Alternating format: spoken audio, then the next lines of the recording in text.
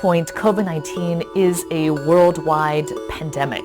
It is in most countries of the world. It is all over the United States, and it is too late for us to try to contain the virus, but we can mitigate it, meaning that we can reduce the rate of transmission, we can change the trajectory of the virus's spread, and we can save lives. COVID-19 is a new virus. There's a lot that we are beginning to find out about it, and there's a lot that we just don't know. We just don't know if there is going to be a seasonal pattern with COVID-19. There are some other viruses that tend to peak in the wintertime and then decrease in the summer, but we have no idea if COVID-19 is going to be following that pattern. We can't count on it because we just don't know. And so we need to account for COVID-19 continuing to escalate even in the coming warmer weather months. None of us have immunity to it because it's new. And because there is no vaccine and no treatment, the only thing that we have is prevention, to try to prevent the spread of this disease from person to person. What we need is testing for anyone who has symptoms and in general for surveillance so that we understand what is the real rate of spread and the degree of spread here in our communities. We also need treatment. We need treatment for everyone who needs it. People cannot be priced out of the ability to have care. And we need everyone to practice aggressive social distancing. If the virus has nowhere to spread, it will not infect anyone. And we can stop the virus in its tracks as long as all of us practice staying at home, and not just for those who are ill, not just for those who are more susceptible, but everyone should stay at home and away from others as much as possible. Because if we can stop the transmission of COVID-19 from person to person, or at least reduce that rate, then we can avoid overwhelming our hospitals all at the same time.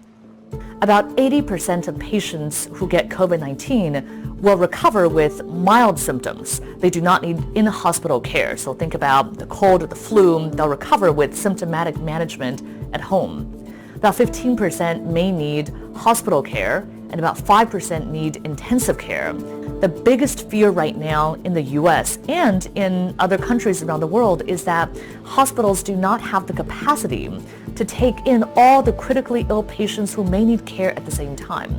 Then we have to look forward, because this is a pandemic. This is something that has killed and will continue to kill many of our citizens.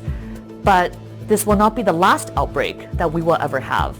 And if it's anything that COVID-19 has shown us, it's that we are vastly underprepared as a country and as a world to outbreaks like this. We need investment in our public health infrastructure. There's a saying that public health saved your life today. You just don't know it. The work of public health, by definition, is invisible because we succeed when we have prevented something from happening. There are all these outbreaks that you've never heard of, and all these pandemics that could have happened but didn't because of the work that public health does every single day. We need urgent investment in public health. Public health is always the first thing on the chopping block because by definition it's something that can't normally be seen. And now we are experiencing the effects of what happens when we do not have systemic investments in our public health infrastructure. We cannot just be looking at public health when something happens, because public health is about prevention. It's about preventing this outbreak to occur in the first place. And we also have to recognize that diseases know no boundaries.